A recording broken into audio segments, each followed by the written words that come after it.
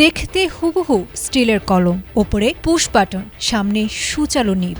পকেটে থাকলে বোঝার উপায় নেই এটি কোনো মারণাস্ত্র, কিন্তু একটু মোচড় দিয়ে বাটনে চাপ দিলেই বেরিয়ে আসে প্রাণঘাতী বুলেট।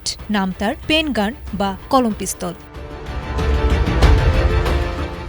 সম্প্রতি পুরান ঢাকার নয়াবাজারে এক যুবককে গুলি করার ঘটনার তদন্তে নেমে প্রথমবারের মতো এই বিশেষ অস্ত্রের হদিস পেয়েছে ঢাকা মহানগর গোয়েন্দা পুলিশের লালবাগ বিভাগ।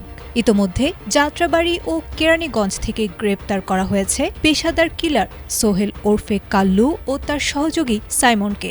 কেরানীগঞ্জের একটি গোপন আস্তানায় সিগারেটের প্যাকেটে পলিথিনে মোড়ানো অবস্থায় পাওয়া গেছে এই মরণঘাতী কলমের 5টি অংশ। তদন্ত সংশ্লিষ্টদের তথ্যমতে এই অস্ত্রটি .22 ক্যালিবারের গুলি ছুড়তে সক্ষম, যা খুব কাছ থেকে কারো প্রাণ কেড়ে নিতে যথেষ্ট। সাধারণ মেটাল ডিটেক্টরেও অনেক সময় একে কলম ভেবে এড়িয়ে যাওয়া হয়। শুটার কাল্লু এটি সংগ্রহ করেছিল মাত্র ৮০,০০০ টাকায়। কোনো কোম্পানির লোগো না থাকায় এর উৎস নিয়ে এখনও কাজ করে চলেছে গোয়েন্দারা। ধারণা করা হচ্ছে প্রতিবেশী দেশ থেকে চোরাচালানের মাধ্যমে এটি দেশে প্রবেশ করেছে।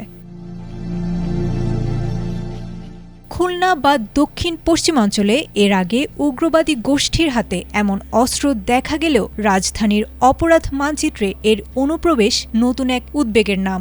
সাধারণ বিরোধ থেকে শুরু করে হাই প্রোফাইল টার্গেট কিলিং, সব ক্ষেত্রেই এই নিঃশব্দ ঘাতক হয়ে উঠতে পারে বড় নিরাপত্তা ঝুঁকি। অপরাধ জগতের এই আধুনিক বিবর্তন রুখতে এখন থেকেই কঠোর অবস্থানে গোয়েন্দারা। পাশের মানুষের পকেটে থাকা কলমটি কেবলই লেখার যন্ত্র নাকি অন্য কিছু, সেই উত্তর খুঁজতে এখন সজাগ দৃষ্টি রাখতে হচ্ছে নিরাপত্তা বাহিনীকে।